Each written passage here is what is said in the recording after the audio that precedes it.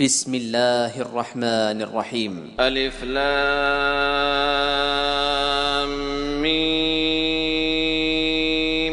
ذلك الكتاب لا ريب فيه هدى للمتقين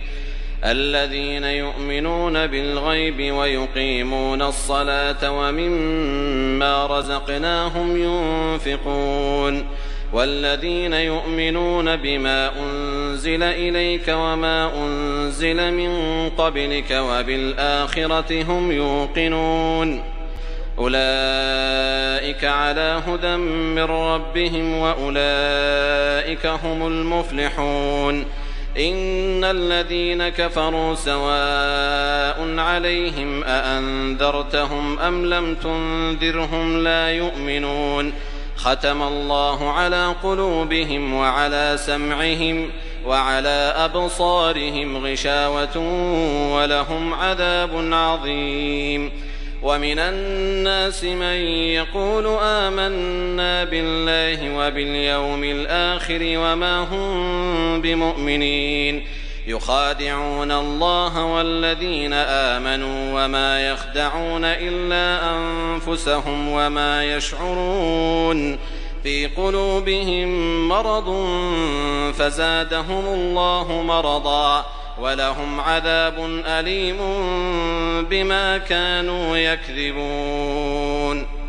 وإذا قيل لهم لا تفسدوا في الأرض قالوا إنما نحن مصلحون ألا إنهم هم المفسدون ولكن لا يشعرون وإذا قيل لهم آمنوا كما آمن الناس قالوا أنؤمن كما آمن السفهاء ألا إنهم هم السفهاء ولكن لا يعلمون وإذا لقوا الذين آمنوا قالوا آمنا وإذا خلوا إلى شياطينهم قالوا إنا معكم إنما نحن مستهزئون الله يستهزئ بهم ويمدهم في طغيانهم يعمهون أولئك الذين اشتروا الضلالة بالهدى فما ربحت تجارتهم وما كانوا مهتدين مثلهم كمثل الذي استوقد نارا فلما أضاءت ما حوله ذهب الله بنورهم وتركهم في ظلمات لا يبصرون صم بكم عمي فهم لا يرجعون أو كصيب من السماء فيه ظلمات ورعد وبرق يجعلون أصابعهم في آذانهم من الصواعق حذر الموت والله محيط بالكافرين يكاد البرق يخطف أبصارهم كلما أضاء لهم مشوا فيه وإذا أظلم عليهم قاموا ولو شاء الله لذهب بسمعهم وأبصارهم إن الله على كل شيء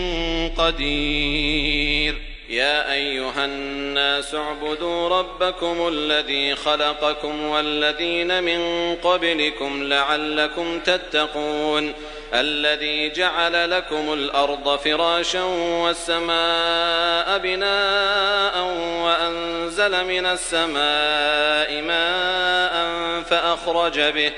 فأخرج به من الثمرات رزقا لكم فلا تجعلوا لله أندادا وأنتم تعلمون وإن كنتم في ريب مما نزلنا على عبدنا فأتوا بسورة من مثله وادعوا شهداءكم من دون الله إن كنتم صادقين فإن لم تفعلوا ولن تفعلوا فاتقوا النار التي وقودها الناس والحجارة أعدت للكافرين وبشر الذين آمنوا وعملوا الصالحات أن لهم جنات تجري من تحتها الأنهار كلما رزقوا منها من ثمرة رزقا قالوا هذا الذي رزقنا من قبل وأتوا به متشابها ولهم فيها أزواج مطهرة وهم فيها خالدون. إن الله لا يستحيي أن يضرب مثلا ما بعوضة فما فوقها فأما الذين آمنوا فيعلمون أنه الحق من ربهم وأما الذين كفروا فيقولون ماذا أراد الله بهذا مثلا يضل به كثيرا ويهدي به كثيرا وما يضل به إلا الفاسقين الذين ينقضون عهد الله من بعد ميثاقه ويقطعون ما أمر الله به أن يوصل ويفسدون في الأرض أولئك هم الخاسرون. كيف تكفرون بالله وكنتم أمواتا فأحياكم ثم يميتكم ثم يحييكم ثم إليه ترجعون. هو الذي خلق لكم ما في الأرض جميعا ثم استوى إلى السماء فسواهن 7 سماوات وهو بكل شيء عليم. وإذ قال ربك للملائكة إني جاعل في الأرض خليفة قالوا أتجعل فيها من يفسد فيها ويسفك الدماء ونحن نسبح بحمدك ونقدس لك قال إني أعلم ما لا تعلمون. وعلم آدم الأسماء كلها ثم عرضهم على الملائكة فقال أنبئوني بأسماء هؤلاء إن كنتم صادقين. قالوا سبحانك لا علم لنا إلا ما علمتنا إنك أنت العليم الحكيم. قال يا آدم أنبئهم بأسمائهم فلما أنبأهم بأسمائهم قال ألم أقل لكم إني أعلم غيب السماوات والأرض وأعلم ما تبدون وما كنتم تكتمون. وإذ قلنا للملائكة اسجدوا لآدم فسجدوا إلا إبليس أبى واستكبر وكان من الكافرين. وقلنا يا آدم اسكن أنت وزوجك الجنة وكلا منها رغدا حيث شئتما ولا تقربا هذه الشجرة فتكونا من الظالمين. فأزلهما الشيطان عنها فأخرجهما مما كانا فيه وقلنا اهبطوا بعضكم لبعض عدو ولكم في الأرض مستقر ومتاع إلى حين. فتلقى آدم من ربه كلمات فتاب عليه إنه هو التواب الرحيم. قلنا اهبطوا منها جميعا فإما يأتينكم مني هدى فمن تبع هداي فلا خوف عليهم ولا هم يحزنون. والذين كفروا وكذبوا بآياتنا أولئك أصحاب النار هم فيها خالدون. يا بني إسرائيل اذكروا نعمتي التي أنعمت عليكم وأوفوا بعهدي أوف بعهدكم وإياي فارهبون. وآمنوا بما أنزلت مصدقا لما معكم ولا تكونوا أول كافر به ولا تشتروا بآياتي ثمنا قليلا وإياي فاتقون. ولا تلبسوا الحق بالباطل وتكتموا الحق وأنتم تعلمون. وأقيموا الصلاة وآتوا الزكاة واركعوا مع الراكعين. أتأمرون الناس بالبر وتنسون أنفسكم وأنتم تتلون الكتاب أفلا تعقلون. واستعينوا بالصبر والصلاة وإنها لكبيرة إلا على الخاشعين الذين يظنون أنهم ملاقو ربهم وأنهم إليه راجعون يا بني إسرائيل اذكروا نعمتي التي أنعمت عليكم وأني فضلتكم على العالمين واتقوا يوما لا تجزي نفس عن نفس شيئا ولا يقبل منها شفاعة ولا يؤخذ منها عدل ولا هم ينصرون وإذ نجيناكم من آل فرعون يسومونكم سوء العذاب يذبحون أبناءكم ويستحيون نساءكم وفي ذلكم بلاء من ربكم عظيم وإذ فرقنا بكم البحر فأنجيناكم وأغرقنا آل فرعون وأنتم تنظرون وإذ واعدنا موسى 40 ليلة ثم اتخذتم العجل من بعده وأنتم ظالمون ثم عفونا عنكم من بعد ذلك لعلكم تشكرون وإذ آتينا موسى الكتاب والفرقان لعلكم تهتدون وإذ قال موسى لقومه يا قوم إنكم ظلمتم أنفسكم باتخاذكم العجل فتوبوا إلى بارئكم فاقتلوا أنفسكم ذلكم خير لكم عند بارئكم فتاب عليكم إنه هو التواب الرحيم وإذ قلتم يا موسى لن نؤمن لك حتى نرى الله جهرة فأخذتكم الصاعقة وأنتم تنظرون ثم بعثناكم من بعد موتكم لعلكم تشكرون وظللنا عليكم الغمام وأنزلنا عليكم المن والسلوى كلوا من طيبات ما رزقناكم وما ظلمونا ولكن كانوا أنفسهم يظلمون وإذ قلنا ادخلوا هذه القرية فكلوا منها حيث شئتم رغدا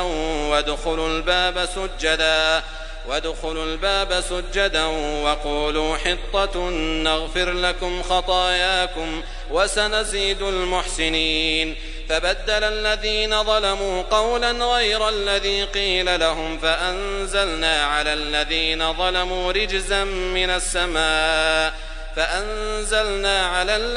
ظلموا رجزا من السماء بما كانوا يفسقون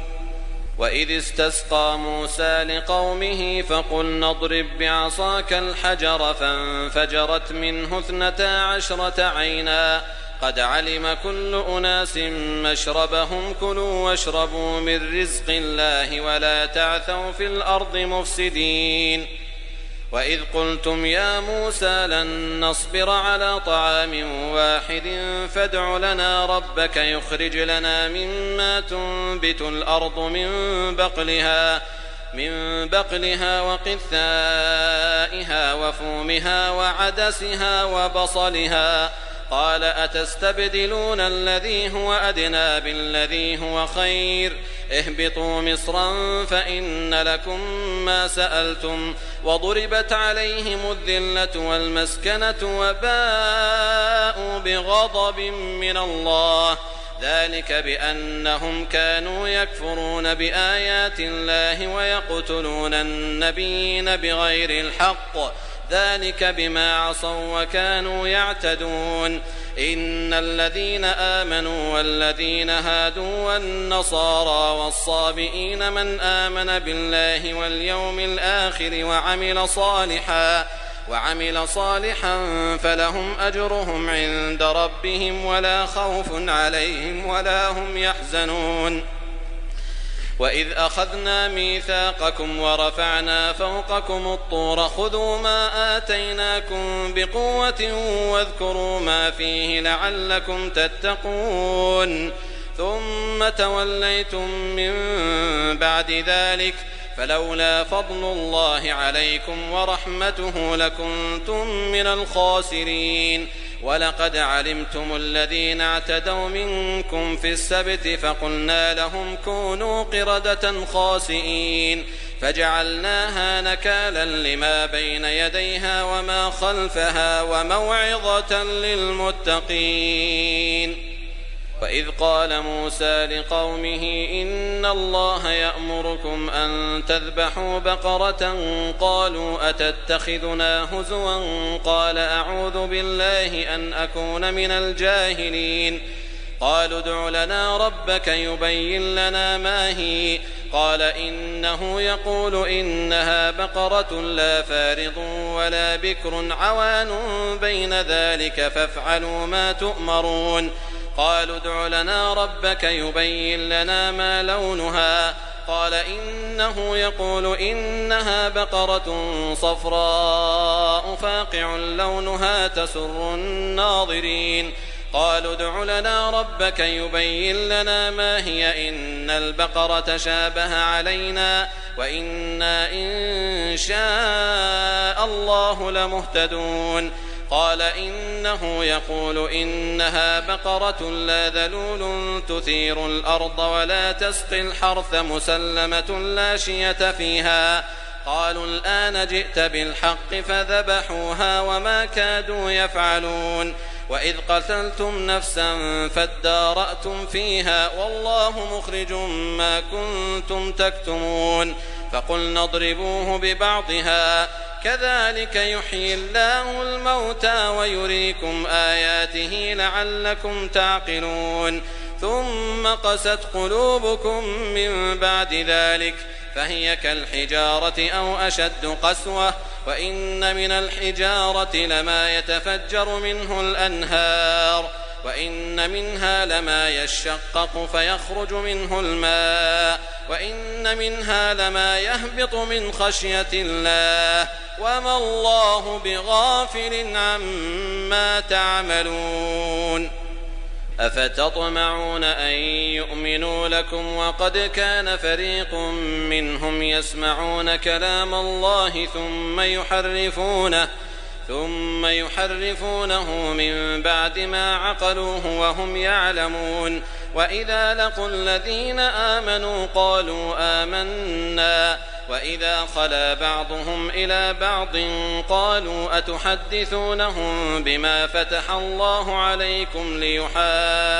ليحاجوكم به عند ربكم أفلا تعقلون. أولا يعلمون أن الله يعلم ما يسرون وما يعلنون. ومنهم أميون لا يعلمون الكتاب إلا أماني وإن هم إلا يظنون. فويل للذين يكتبون الكتاب بأيديهم ثم يقولون هذا من عند الله ليشتروا به ثمنا قليلا فويل لهم مما كتبت أيديهم وويل لهم مما يكسبون. وقالوا لن تمسنا النار إلا أياما معدودة قل أتخذتم عند الله عهدا فلن يخلف الله عهده أم تقولون على الله ما لا تعلمون. بلى من كسب سيئة وأحاطت به خطيئته فأولئك أصحاب النار هم فيها خالدون. والذين آمنوا وعملوا الصالحات أولئك أصحاب الجنة هم فيها خالدون.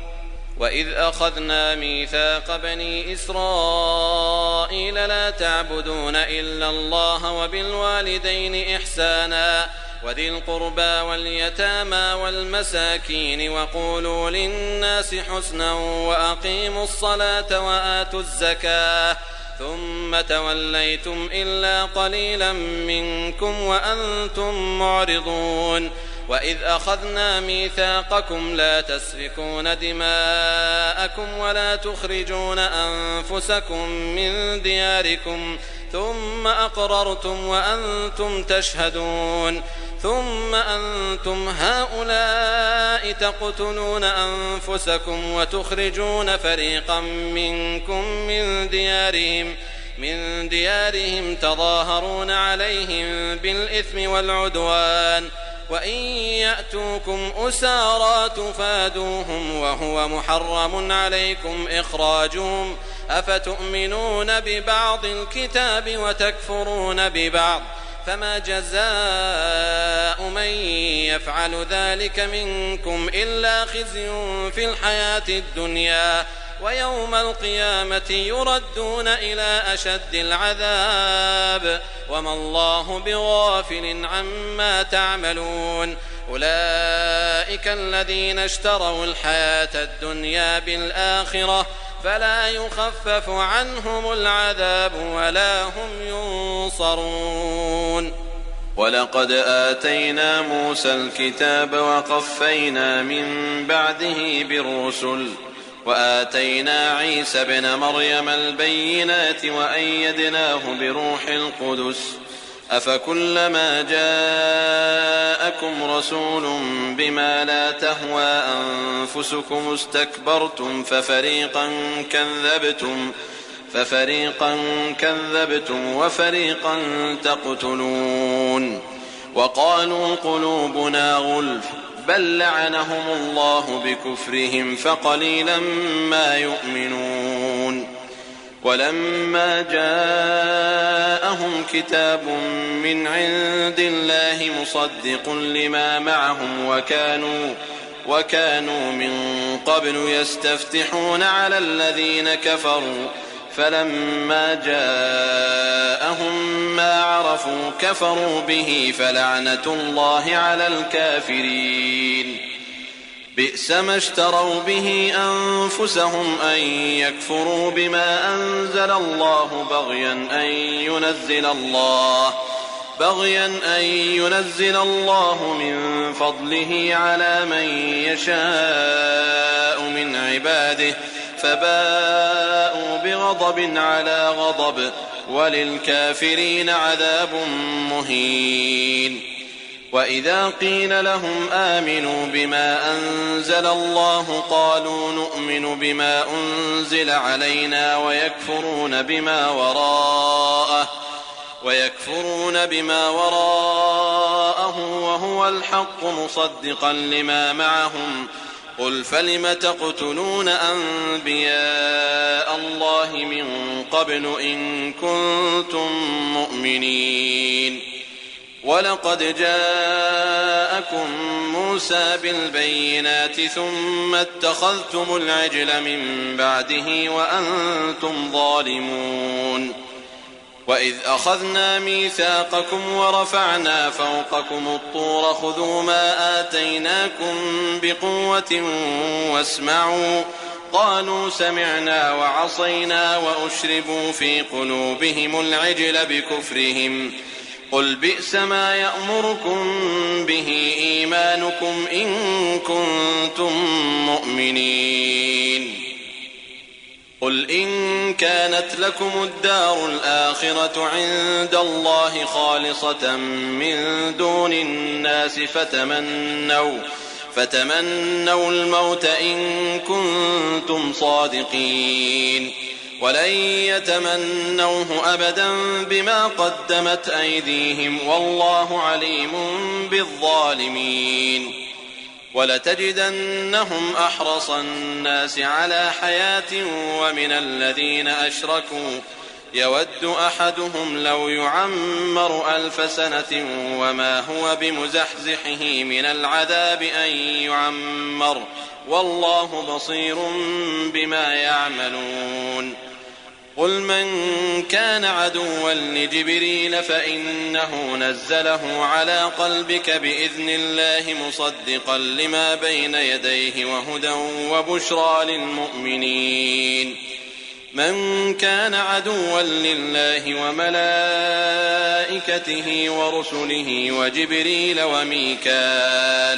وجبريل وميكال فإن الله عدو للكافرين ولقد أنزلنا إليك آيات بينات وما يكفر بها إلا الفاسقون أوكلما عاهدوا عهدا نبذه فريق منهم بل أكثرهم لا يؤمنون ولما جاءهم رسول من عند الله مصدق لما معهم نبذ فريق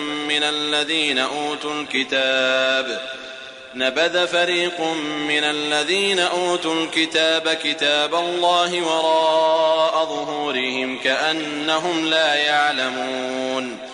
واتبعوا ما تتلو الشياطين على ملك سليمان وما كفر سليمان ولكن الشياطين كفروا يعلمون الناس السحر وما أنزل على الملكين ببابل هاروت وماروت وما يعلمان من أحد حتى يقولا إنما نحن فتنة فلا تكفر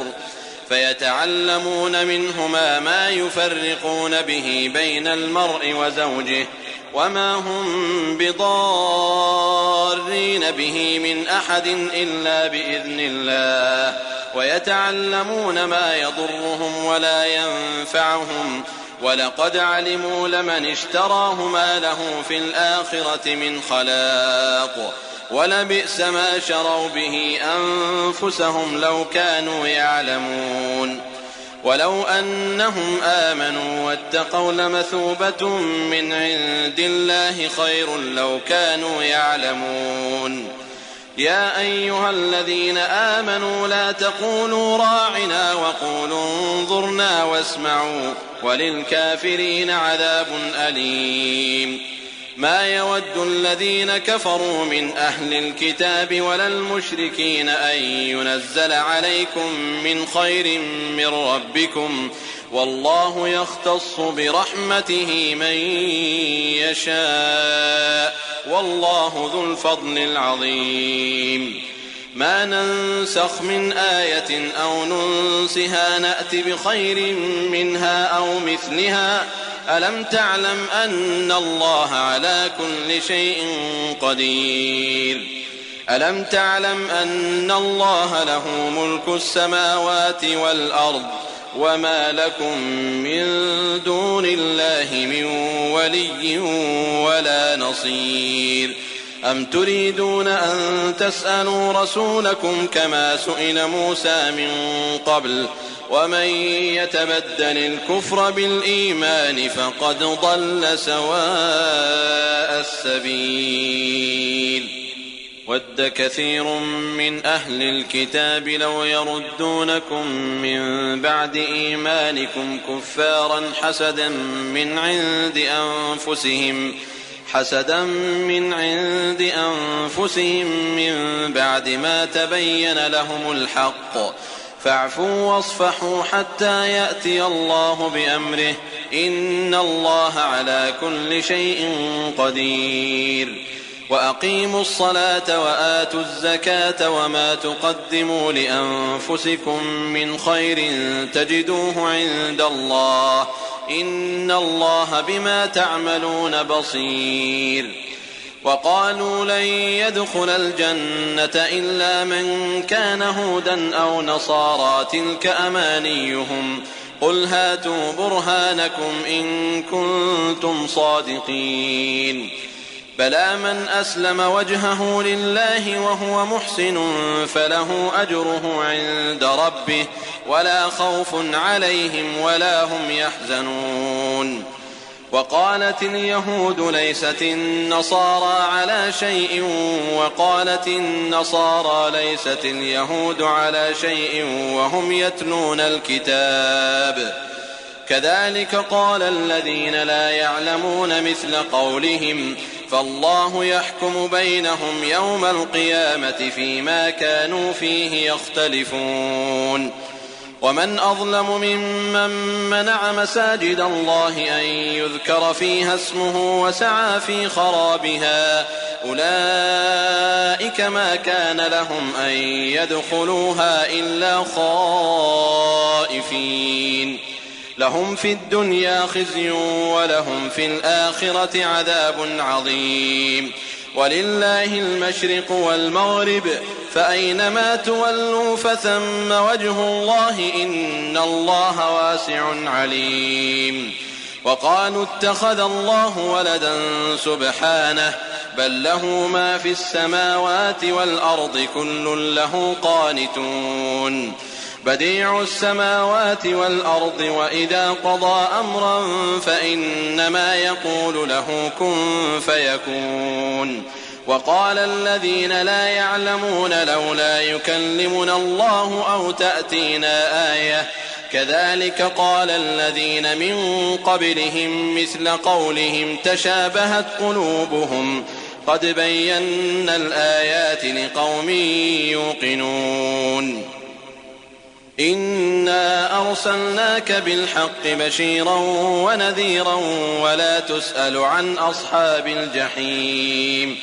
ولن ترضى عنك اليهود ولا النصارى حتى تتبع ملتهم قل إن هدى الله هو الهدى ولئن اتبعت أهواءهم بعد الذي جاءك من العلم ما لك من الله من ولي ولا نصير الذين آتيناهم الكتاب يتلونه حق تلاوته أولئك يؤمنون به ومن يكفر به فأولئك هم الخاسرون يا بني إسرائيل اذكروا نعمتي التي أنعمت عليكم وأني فضلتكم على العالمين واتقوا يوما لا تجزي نفس عن نفس شيئا ولا يقبل منها عدل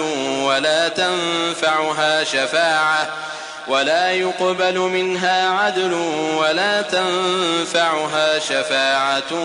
ولا هم ينصرون وإذ ابتلى إبراهيم ربه بكلمات فأتمهن قال إني جاعلك للناس إماما قال ومن ذريتي قال لا ينال عهد الظالمين وإذ جعلنا البيت مثابة للناس وأمنا واتخذوا من مقام إبراهيم مصلى وعهدنا إلى إبراهيم وإسماعيل أن طهرا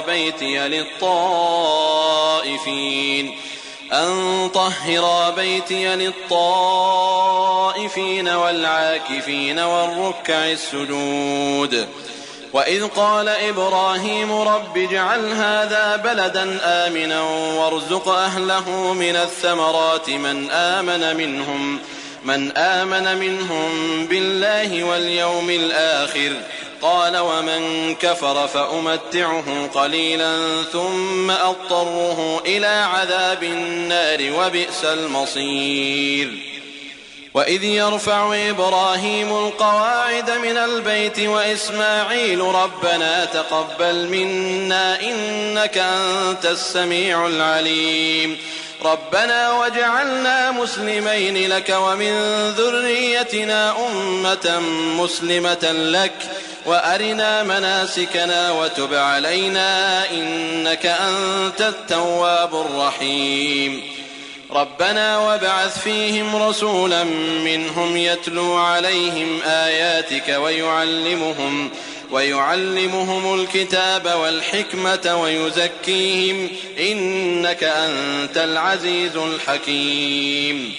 ومن يرغب عن ملة إبراهيم إلا من سفه نفسه ولقد اصطفيناه في الدنيا وإنه في الآخرة لمن الصالحين إذ قال له ربه أسلم قال أسلمت لرب العالمين ووصى بها إبراهيم بنيه ويعقوب يا بني إن الله اصطفى لكم الدين فلا تموتن إلا وأنتم مسلمون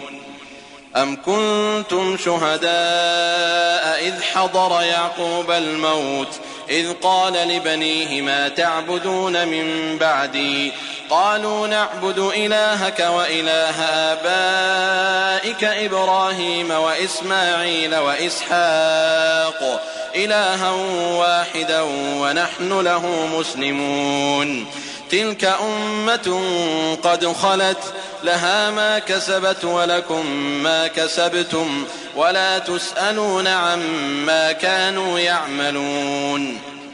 وقالوا كونوا هودا أو نصارى تهتدوا قل بل ملة إبراهيم حنيفا وما كان من المشركين. قولوا آمنا بالله وما أنزل إلينا وما أنزل إلى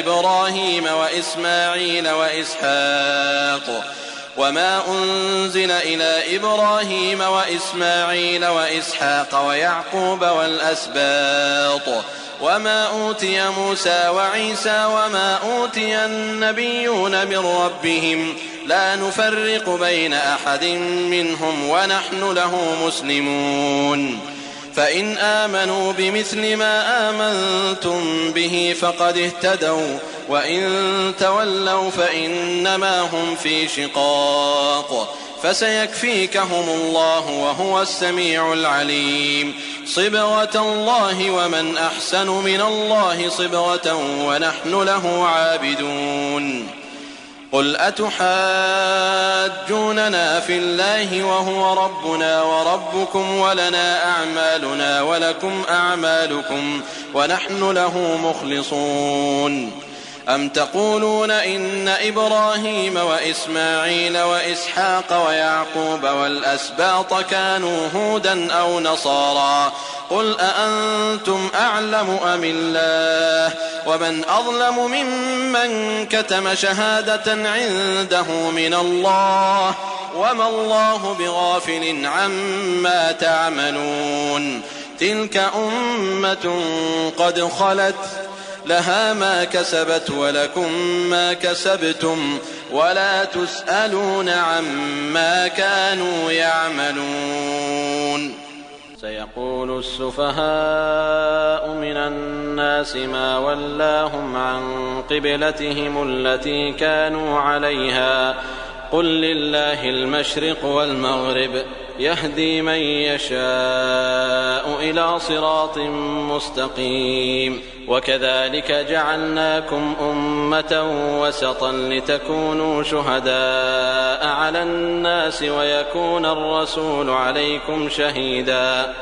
وما جعلنا القبلة التي كنت عليها إلا لنعلم من يتبع الرسول ممن ينقلب على عقبيه وإن كانت لكبيرة إلا على الذين هدى الله وما كان الله ليضيع إيمانكم إن الله بالناس لرءوف رحيم. قد نرى تقلب وجهك في السماء فلنولينك قبلة ترضاها فول وجهك شطر المسجد الحرام وحيث ما كنتم فولوا وجوهكم شطره وإن الذين أوتوا الكتاب ليعلمون أنه الحق من ربهم وما الله بغافل عما يعملون. ولئن أتيت الذين أوتوا الكتاب بكل آية ما تبعوا قبلتك وما أنت بتابع قبلتهم وما بعضهم بتابع قبلة بعض ولئن اتبعت أهواءهم من بعد ما جاءك من العلم إنك إذا لمن الظالمين. الذين آتيناهم الكتاب يعرفونه كما يعرفون أبناءهم وإن فريقا منهم ليكتمون الحق وهم يعلمون. الحق من ربك فلا تكونن من الممترين. ولكل وجهة هو موليها فاستبقوا الخيرات أينما تكونوا يأت بكم الله جميعا إن الله على كل شيء قدير. ومن حيث خرجت فول وجهك شطر المسجد الحرام وإنه للحق من ربك وما الله بغافل عما تعملون. ومن حيث خرجت فول وجهك شطر المسجد الحرام وحيث ما كنتم فولوا وجوهكم شطره لئلا يكون للناس عليكم حجة إلا الذين ظلموا منهم فلا تخشوهم واخشوني ولأتم نعمتي عليكم ولعلكم تهتدون كما أرسلنا فيكم رسولا منكم يتلو عليكم آياتنا ويزكيكم ويعلمكم الكتاب والحكمة ويعلمكم ما لم تكونوا تعلمون فاذكروني أذكركم واشكروا لي ولا تكفرون يا أيها الذين آمنوا استعينوا بالصبر والصلاة إن الله مع الصابرين ولا تقولوا لمن يقتل في سبيل الله أموات بل أحياء ولكن لا تشعرون ولنبلونكم بشيء من الخوف والجوع ونقص من الأموال والأنفس والثمرات وبشر الصابرين الذين إذا أصابتهم مصيبة قالوا إنا لله وإنا إليه راجعون أولئك عليهم صلوات من ربهم ورحمة وأولئك هم المهتدون إن الصفا والمروة من شعائر الله فمن حج البيت أو اعتمر فلا جناح عليه أن يطوف بهما ومن تطوع خيرا فإن الله شاكر عليم إن الذين يكتمون ما أنزلنا من البينات والهدى من بعد ما بيناه للناس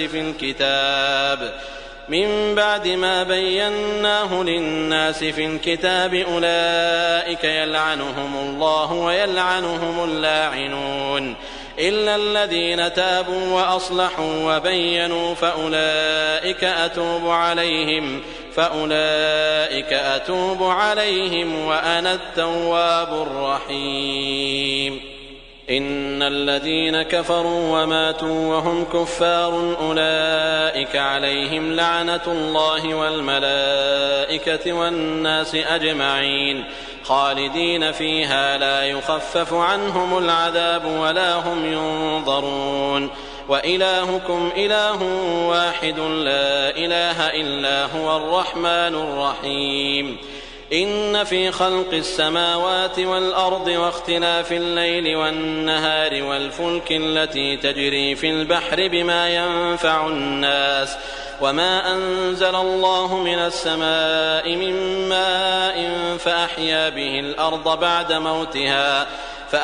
به الأرض بعد موتها وبث فيها من كل دابة وتصريف الرياح والسحاب المسخر بين السماء والأرض لآيات لقوم يعقلون ومن الناس من يتخذ من دون الله أندادا يحبونهم كحب الله والذين آمنوا أشد حبا لله ولو يرى الذين ظلموا إذ يرون العذاب أن القوة لله جميعا وأن الله شديد العذاب إذ تبرأ الذين اتبعوا من الذين اتبعوا ورأوا العذاب وتقطعت بهم الأسباب وقال الذين اتبعوا لو أن لنا كرة فنتبرأ منهم كما تبرأوا منا كذلك يريهم الله أعمالهم حسرات عليهم وما هم بخارجين من النار يا أيها الناس كلوا مما في الأرض حلالا طيبا ولا تتبعوا خطوات الشيطان إنه لكم عدو مبين إنما يأمركم بالسوء والفحشاء وأن تقولوا على الله ما لا تعلمون وإذا قيل لهم اتبعوا ما أنزل الله قالوا بل نتبع ما ألفينا عليه آباءنا أولو كان آباؤهم لا يعقلون شيئا ولا يهتدون ومثل الذين كفروا كمثل الذي ينعق بما لا يسمع إلا دعاء ونداء صم بكم عمي فهم لا يعقلون يا أيها الذين آمنوا كلوا من طيبات ما رزقناكم واشكروا لله إن كنتم إياه تعبدون إنما حرم عليكم الميتة والدم ولحم الخنزير وما أهل به لغير الله فمن اضطر غير باغ ولا عاد فلا إثم عليه إن الله غفور رحيم إن الذين يكتمون ما أنزل الله من الكتاب ويشترون به ثمنا قليلا أولئك ما يأكلون في بطونهم إلا النار ولا يكلمهم الله يوم القيامة ولا يزكيهم ولهم عذاب أليم أولئك الذين اشتروا الضلالة بالهدى والعذاب بالمغفرة فما أصبرهم على النار ذلك بأن الله نزل الكتاب بالحق وإن الذين اختلفوا في الكتاب لفي شقاق بعيد ليس البر أن تولوا وجوهكم قبل المشرق والمغرب ولكن البر من آمن بالله واليوم الآخر والملائكة والكتاب والنبيين وآتى المال على حبه ذوي القربى واليتامى والمساكين وابن السبيل والسائلين وفي الرقاب وأقام الصلاة وآتى الزكاة والموفون بعهدهم إذا عاهدوا والصابرين في البأساء والضراء وحين البأس أولئك الذين صدقوا وأولئك هم المتقون يا أيها الذين آمنوا كتب عليكم القصاص في القتلى الحر بالحر والعبد بالعبد والأنثى بالأنثى فمن عفي له من أخيه شيء فاتباع بالمعروف وأداء إليه بإحسان ذلك تخفيف من ربكم ورحمة فمن اعتدى بعد ذلك فله عذاب أليم ولكم في القصاص حياة يا أولي الألباب لعلكم تتقون كتب عليكم إذا حضر أحدكم الموت إن ترك خيرا الوصية للوالدين والأقربين بالمعروف حقا على المتقين فمن بدله بعدما سمعه فإنما إثمه على الذين يبدلونه إن الله سميع عليم فمن خاف من موص جنفا أو إثما فأصلح بينهم فلا إثم عليه إن الله غفور رحيم يا أيها الذين آمنوا كتب عليكم الصيام كما كتب على الذين من قبلكم لعلكم تتقون أياما معدودات فمن كان منكم مريضا أو على سفر فعدة من أيام أخر وعلى الذين يطيقونه فدية طعام مسكين فمن تطوع خيرا فهو خير له وأن تصوموا خير لكم إن كنتم تعلمون شهر رمضان الذي أنزل فيه القرآن هدى للناس وبينات من الهدى والفرقان فمن شهد منكم الشهر فليصم ومن كان مريضا أو على سفر فعدة من أيام أخر يريد الله بكم اليسر ولا يريد بكم العسر ولتكملوا العدة ولتكبروا الله على ما هداكم ولعلكم تشكرون وإذا سألك عبادي عني فإني قريب أجيب دعوة الداع إذا دعان فليستجيبوا لي وليؤمنوا بي لعلهم يرشدون أحل لكم ليلة الصيام الرفث إلى نسائكم هن لباس لكم وأنتم لباس لهن علم الله أنكم كنتم تختانون أنفسكم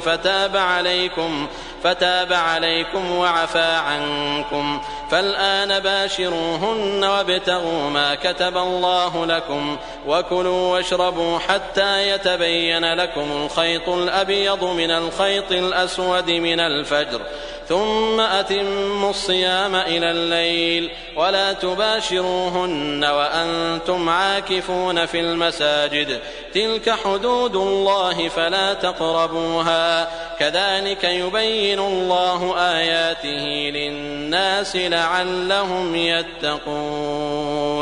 ولا تأكلوا أموالكم بينكم بالباطل وتدلوا بها إلى الحكام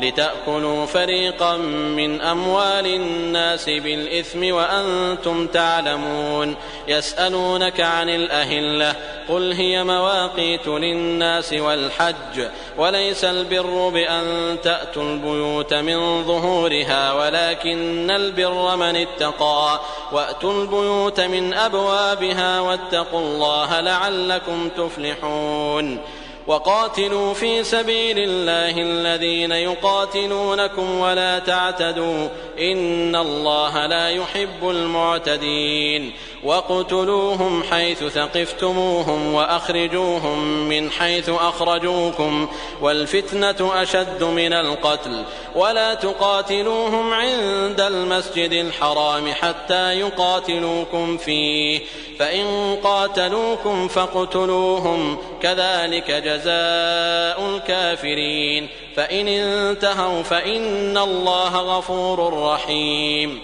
وقاتلوهم حتى لا تكون فتنة ويكون الدين لله، فإن انتهوا فلا عدوان إلا على الظالمين. الشهر الحرام بالشهر الحرام والحرمات قصاص، فمن اعتدى عليكم فاعتدوا عليه بمثل ما اعتدى عليكم، واتقوا الله واعلموا أن الله مع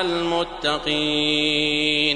وأنفقوا في سبيل الله ولا تلقوا بأيديكم إلى التهلكة وأحسنوا، إن الله يحب المحسنين. وأتموا الحج والعمرة لله، فإن أحصرتم فما استيسر من الهدي، ولا تحلقوا رؤوسكم حتى يبلغ الهدي محله، فمن كان منكم مريضا أو به أذى من رأسه ففدية من صيام أو صدقة أو نسك، فإذا أمنتم فمن تمتع بالعمرة إلى الحج فما استيسر من الهدي، فمن لم يجد فصيام 3 أيام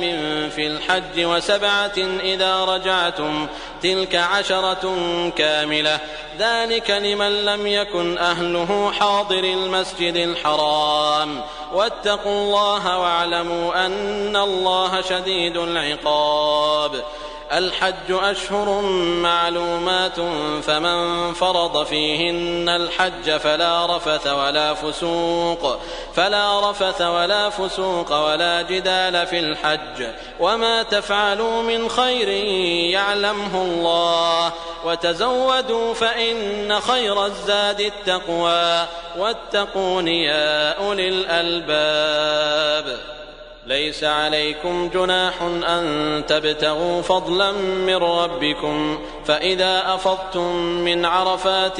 فاذكروا الله عند المشعر الحرام، واذكروه كما هداكم، وإن كنتم من قبله لمن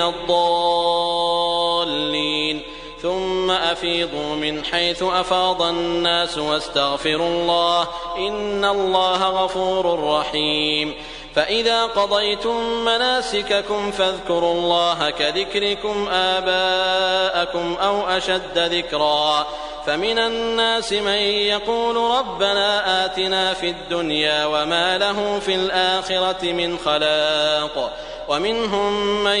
يقول ربنا آتنا في الدنيا حسنة وفي الآخرة حسنة وقنا عذاب النار. أولئك لهم نصيب مما كسبوا والله سريع الحساب. واذكروا الله في أيام معدودات فمن تعجل في يومين فلا إثم عليه ومن تأخر فلا إثم عليه لمن اتقى واتقوا الله واعلموا أنكم إليه تحشرون.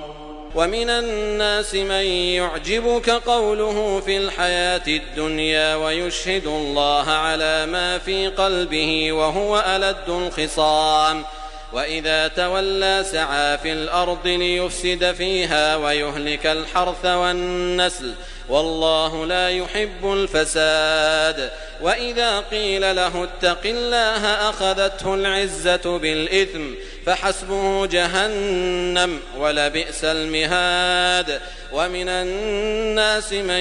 يشري نفسه ابتغاء مرضات الله والله رؤوف بالعباد. يا أيها الذين آمنوا ادخلوا في السلم كافة ولا تتبعوا خطوات الشيطان إنه لكم عدو مبين. فإن زللتم من بعد ما جاءتكم البينات فاعلموا أن الله عزيز حكيم. هل ينظرون إلا أن يأتيهم الله في ظلل من الغمام والملائكة وقضي الأمر وإلى الله ترجع الأمور. سل بني إسرائيل كم آتيناهم من آية بينة ومن يبدل نعمة الله من بعد ما جاءته فإن الله شديد العقاب. زين للذين كفروا الحياة الدنيا ويسخرون من الذين آمنوا والذين اتقوا فوقهم يوم القيامة والله يرزق من يشاء بغير حساب. كان الناس أمة واحدة فبعث الله النبيين مبشرين ومنذرين وأنزل معهم الكتاب بالحق ليحكم بين الناس فيما اختلفوا فيه وما اختلف فيه إلا الذين أوتوه من بعد ما جاءتهم البينات بغيا بينهم فهدى الله الذين آمنوا لما اختلفوا فيه من الحق بإذنه والله يهدي من يشاء إلى صراط مستقيم. أم حسبتم أن تدخلوا الجنة ولما يأتكم مثل الذين خلوا من قبلكم مستهم البأساء والضراء وزلزلوا حتى يقول الرسول والذين آمنوا معه متى نصر الله ألا إن نصر الله قريب. يسألونك ماذا ينفقون قل ما أنفقتم من خير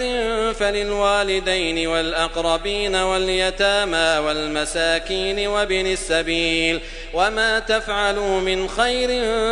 فإن الله به عليم. كتب عليكم القتال وهو كره لكم وعسى أن تكرهوا شيئا وهو خير لكم وعسى أن تحبوا شيئا وهو شر لكم والله يعلم وأنتم لا تعلمون. يسألونك عن الشهر الحرام قتال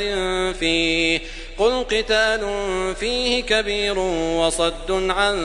سبيل الله وكفر به والمسجد الحرام وإخراج أهله منه أكبر عند الله والفتنة أكبر من القتل ولا يزالون يقاتلونكم حتى يردوكم عن دينكم إن استطاعوا ومن يرتدد منكم عن دينه فيمت وهو كافر فأولئك حبطت أعمالهم في الدنيا والآخرة وأولئك أصحاب النار هم فيها خالدون. إن الذين آمنوا والذين هاجروا وجاهدوا في سبيل الله أولئك يرجون رحمة الله والله غفور رحيم. يسألونك عن الخمر والميسر قل فيهما إثم كبير ومنافع للناس وإثمهما أكبر من نفعهما ويسألونك ماذا ينفقون قل العفو كذلك يبين الله لكم الآيات لعلكم تتفكرون في الدنيا والآخرة. ويسألونك عن اليتامى قل إصلاح لهم خير وإن تخالطوهم فإخوانكم والله يعلم المفسد من المصلح ولو شاء الله لأعنتكم إن الله عزيز حكيم. ولا تنكحوا المشركات حتى يؤمن ولأمة مؤمنة خير من مشركة ولو أعجبتكم ولا تنكحوا المشركين حتى يؤمنوا ولعبد مؤمن خير من مشرك ولو أعجبكم أولئك يدعون إلى النار والله يدعو إلى الجنة والمغفرة بإذنه ويبين آياته للناس لعلهم يتذكرون. ويسألونك عن المحيض قل هو أذى فاعتزلوا النساء في المحيض ولا تقربوهن حتى يطهرن فإذا تطهرن فأتوهن من حيث أمركم الله إن الله يحب التوابين ويحب المتطهرين. نساؤكم حرث لكم فأتوا حرثكم أنى شئتم وقدموا لأنفسكم واتقوا الله واعلموا أنكم ملاقوه وبشر المؤمنين. ولا تجعلوا الله عرضة لأيمانكم أن تبروا وتتقوا وتصلحوا بين الناس والله سميع عليم. لا يؤاخذكم الله باللغو في أيمانكم ولكن يؤاخذكم بما كسبت قلوبكم والله غفور حليم. للذين يؤلون من نسائهم تربص 4 أشهر فإن فاءوا فإن الله غفور رحيم. وإن عزموا الطلاق فإن الله سميع عليم. والمطلقات يتربصن بأنفسهن 3 قروء ولا يحل لهن أن يكتمن ما خلق الله في أرحامهن إن كن يؤمن بالله واليوم الآخر وبعولتهن أحق بردهن في ذلك إن أرادوا إصلاحا ولهن مثل الذي عليهن بالمعروف وللرجال عليهن درجة والله عزيز حكيم. الطلاق 2 فإمساك بمعروف أو تسريح بإحسان. ولا يحل لكم أن تأخذوا مما آتيتموهن شيئا إلا أن يخافا ألا يقيما حدود الله فإن خفتم ألا يقيما حدود الله فلا جناح عليهما فيما افتدت به تلك حدود الله فلا تعتدوها ومن يتعد حدود الله فأولئك هم الظالمون. فإن طلقها فلا تحل له من بعد حتى تنكح زوجا غيره فإن طلقها فلا جناح عليهما أن يتراجعا إن ظنا أن يقيما حدود الله وتلك حدود الله يبينها لقوم يعلمون. وإذا طلقتم النساء فبلغن أجلهن فأمسكوهن بمعروف أو سرحوهن بمعروف ولا تمسكوهن ضرارا لتعتدوا ومن يفعل ذلك فقد ظلم نفسه. ولا تتخذوا آيات الله هزوا واذكروا نعمة الله عليكم وما أنزل عليكم من الكتاب والحكمة يعظكم به واتقوا الله واعلموا أن الله بكل شيء عليم. وإذا طلقتم النساء فبلغن أجلهن فلا تعضلوهن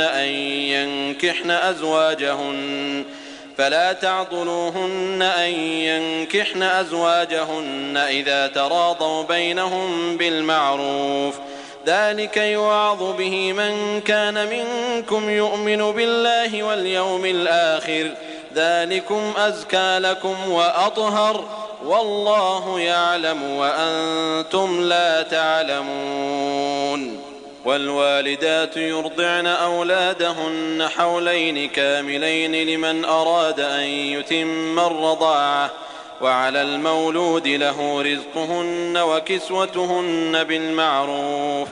لا تكلف نفس إلا وسعها، لا تضار والدة بولدها ولا مولود له بولده، وعلى الوارث مثل ذلك، فإن أرادا فصالا عن تراض منهما وتشاور فلا جناح عليهما. وإن أردتم أن تسترضعوا أولادكم فلا جناح عليكم إذا سلمتم ما آتيتم بالمعروف، واتقوا الله واعلموا أن الله بما تعملون بصير. والذين يتوفون منكم ويذرون أزواجا يتربصن بأنفسهن 4 أشهر و10، فإذا بلغن أجلهن فلا جناح عليكم فيما فعلن في أنفسهن بالمعروف، والله بما تعملون خبير. ولا جناح عليكم فيما عرضتم به من خطبة النساء أو أكننتم في أنفسكم، علم الله أنكم ستذكرونهن ولكن لا تواعدوهن سرا إلا أن تقولوا قولا معروفا، ولا تعزموا عقدة النكاح حتى يبلغ الكتاب أجله، واعلموا أن الله يعلم ما في أنفسكم فاحذروه، واعلموا أن الله غفور حليم. لا جناح عليكم إن طلقتم النساء ما لم تمسوهن أو تفرضوا لهن فريضة، ومتعوهن على الموسع قدره وعلى المقتر قدره متاعا بالمعروف حقا على المحسنين. وإن طلقتموهن من قبل أن تمسوهن وقد فرضتم لهن فريضة فنصف ما فرضتم إلا أن يعفون أو يعفو الذي بيده عقدة النكاح، وأن تعفوا أقرب للتقوى، ولا تنسوا الفضل بينكم، إن الله بما تعملون بصير. حافظوا على الصلوات والصلاة الوسطى وقوموا لله قانتين. فإن خفتم فرجالا أو ركبانا، فإذا أمنتم فاذكروا الله كما علمكم ما لم تكونوا تعلمون. والذين يتوفون منكم ويذرون أزواجا وصية لأزواجهم متاعا إلى الحول غير إخراج، فإن خرجن فلا جناح عليكم فيما فعلن في أنفسهن من معروف، والله عزيز حكيم. وللمطلقات متاع بالمعروف حقا على المتقين، كذلك يبين الله لكم آياته لعلكم تعقلون. ألم تر إلى الذين خرجوا من ديارهم وهم ألوف حذر الموت فقال لهم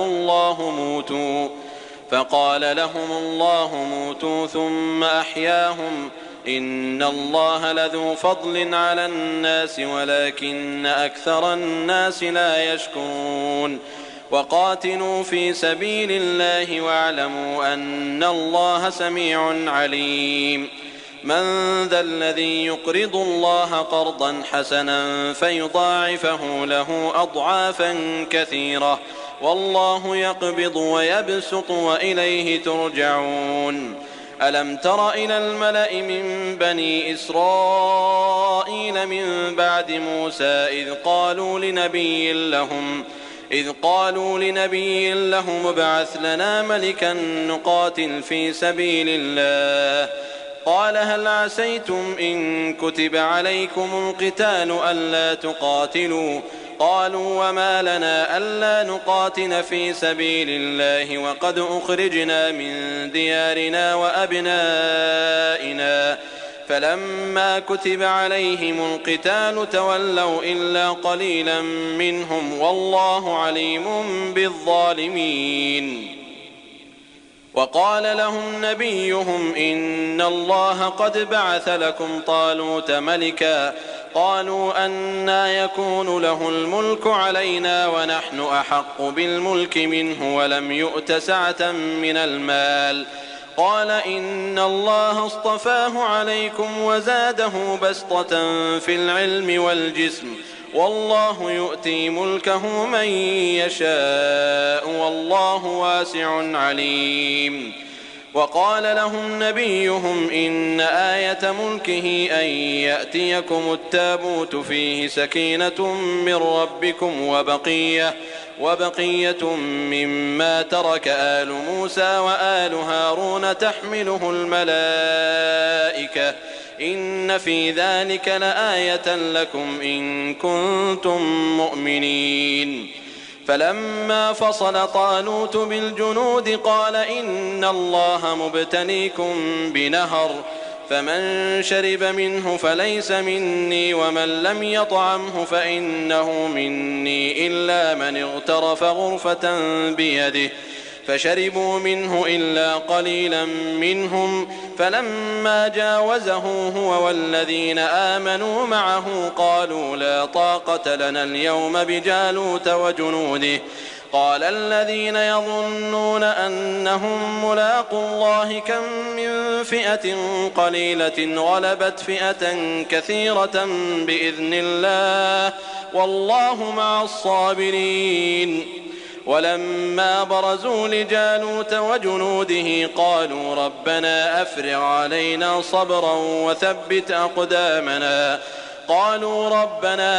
علينا صبرا وثبت أقدامنا وانصرنا على القوم الكافرين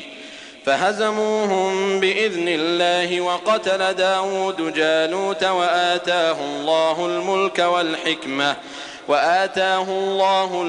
والحكمة وعلمه مما يشاء ولولا دفع الله الناس بعضهم ببعض لفسدت الأرض ولكن الله ذو فضل على العالمين.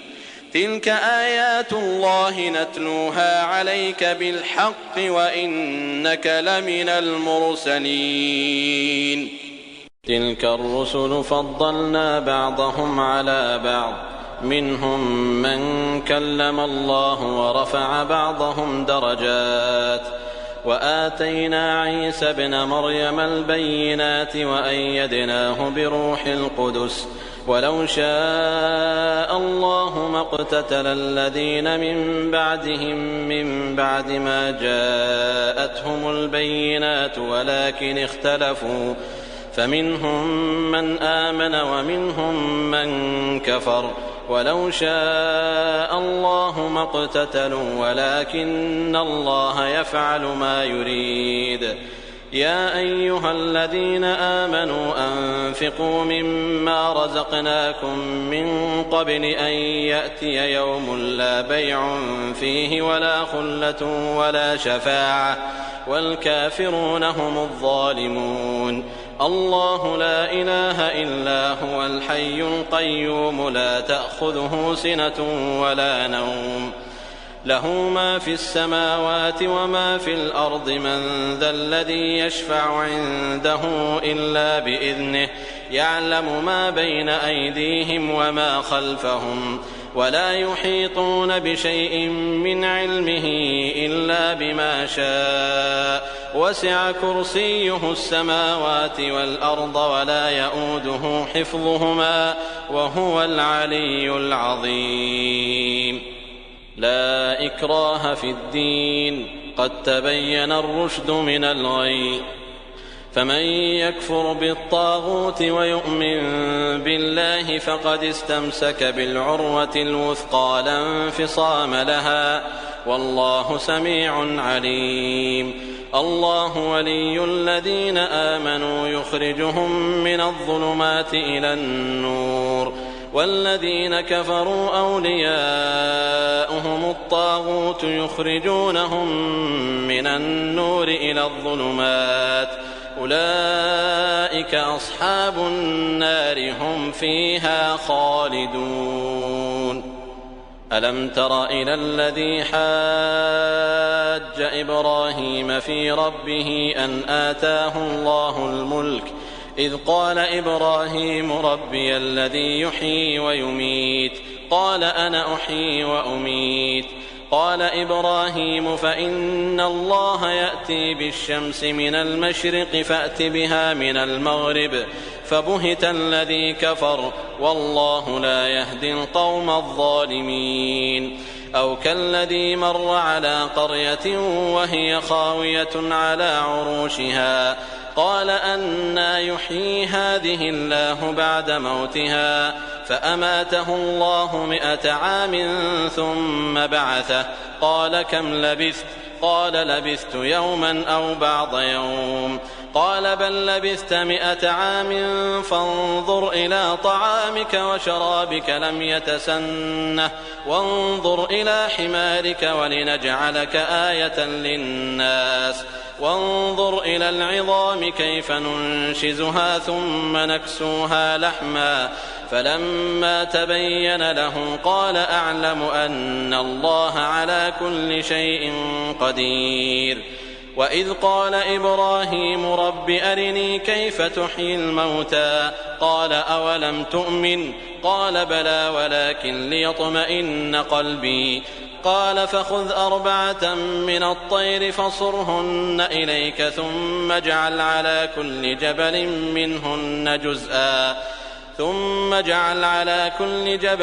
منهن جزءا ثم ادعهن يأتينك سعيا واعلم أن الله عزيز حكيم. مثل الذين ينفقون أموالهم في سبيل الله كمثل حبة أنبتت 7 سنابل في كل سنبلة 100 حبة والله يضاعف لمن يشاء والله واسع عليم. الذين ينفقون أموالهم في سبيل الله ثم لا يتبعون ما أنفقوا منا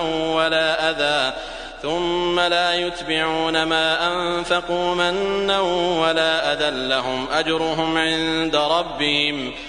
أجرهم عند ربهم ولا خوف عليهم ولا هم يحزنون.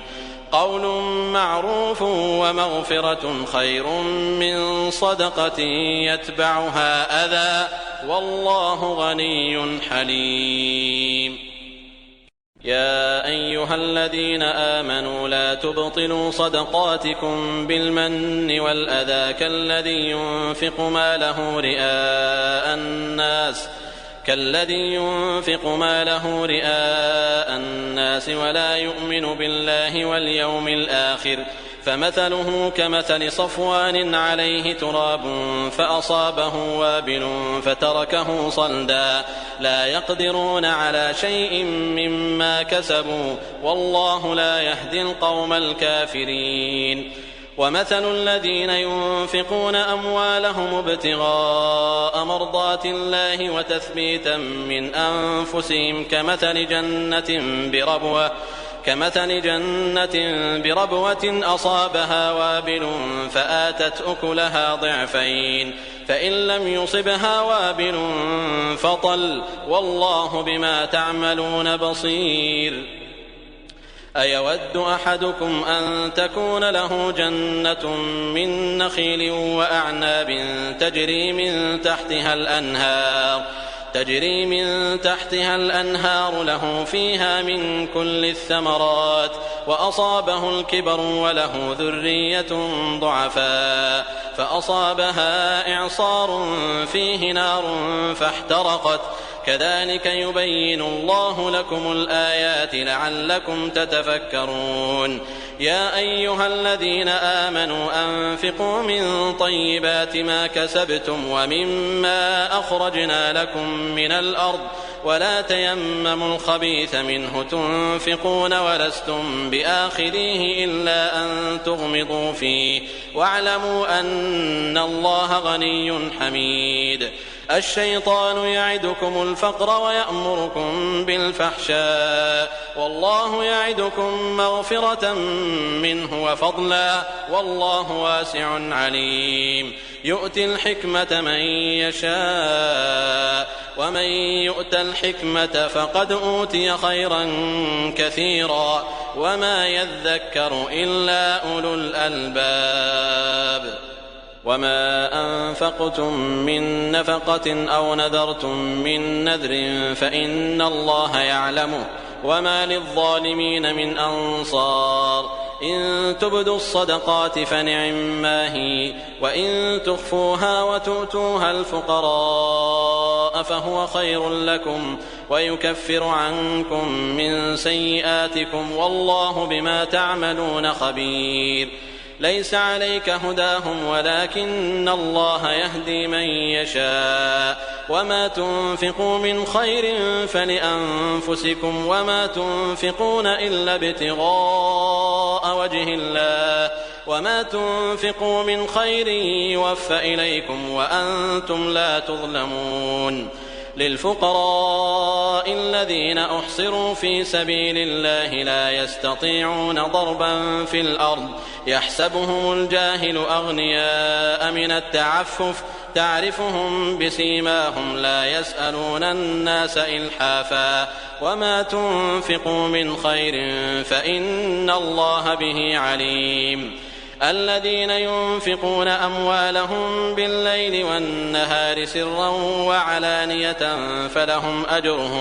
فلهم أجرهم عند ربهم ولا خوف عليهم ولا هم يحزنون الذين يأكلون الربا لا يقومون إلا كما يقوم الذي يتخبطه الشيطان من المس ذلك بأنهم قالوا إنما البيع مثل الربا وأحل الله البيع وحرم الربا فمن جاءه موعظة من ربه فانتهى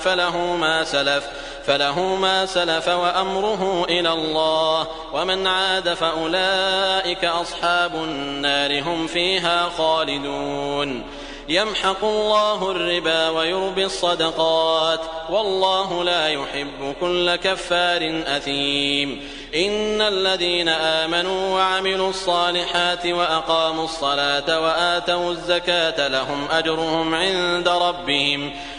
أجرهم عند ربهم ولا خوف عليهم ولا هم يحزنون يا أيها الذين آمنوا اتقوا الله وذروا ما بقي من الربا إن كنتم مؤمنين فإن لم تفعلوا فأذنوا بحرب من الله ورسوله وإن تبتم فلكم رؤوس أموالكم لا تظلمون ولا تظلمون وإن كان ذو عسرة فنظرة إلى ميسرة وأن تصدقوا خير لكم إن كنتم تعلمون واتقوا يوما ترجعون فيه إلى الله ثم توفى كل نفس ما كسبت وهم لا يظلمون يا أيها الذين آمنوا إذا تداينتم بدين إلى أجل مسمى فاكتبوه وليكتب بينكم كاتب بالعدل ولا يأب كاتب أن يكتب كما علمه الله فليكتب وليملل الذي عليه الحق وليتق الله ربه ولا يبخس منه شيئا فإن كان الذي عليه الحق سفيها أو ضعيفا أو لا يستطيع أن يمل هو فليملل وليه بالعدل واستشهدوا شهيدين من رجالكم فإن لم يكونا رجلين فرجل وامرأتان ممن ترضون من الشهداء أن تضل إحداهما فتذكر إحداهما الأخرى ولا يأبى الشهداء إذا ما دعوا ولا تسأموا أن تكتبوه صغيرا أو كبيرا إلى أجله ذلكم أقسط عند الله وأقوم للشهادة وأدنى ألا ترتابوا إلا أن تكون تجارة حاضرة تديرونها بينكم فليس عليكم جناح ألا تكتبوها وأشهدوا إذا تبايعتم ولا يضار كاتب ولا شهيد وإن تفعلوا فإنه فسوق بكم واتقوا الله ويعلمكم الله والله بكل شيء عليم. وإن كنتم على سفر ولم تجدوا كاتبا فرهان مقبوضة فإن أمن بعضكم بعضا فليؤد الذي اؤتمن أمانته وليتق الله ربه ولا تكتموا الشهادة ومن يكتمها فإنه آثم قلبه والله بما تعملون عليم. لله ما في السماوات وما في الأرض وإن تبدوا ما في أنفسكم أو تخفوه يحاسبكم به الله فيغفر لمن يشاء ويعذب من يشاء والله على كل شيء قدير. آمن الرسول بما أنزل إليه من ربه والمؤمنون كل آمن بالله وملائكته وكتبه ورسله لا نفرق بين أحد من رسله وقالوا سمعنا وأطعنا غفرانك ربنا وإليك المصير. لا يكلف الله نفسا إلا وسعها لها ما كسبت وعليها ما اكتسبت ربنا لا تؤاخذنا إن نسينا أو أخطأنا ربنا ولا تحمل علينا إصرا كما حملته على الذين من قبلنا ربنا ولا تحملنا ما لا طاقة لنا به واعف عنا واغفر لنا وارحمنا أنت مولانا فانصرنا على القوم الكافرين.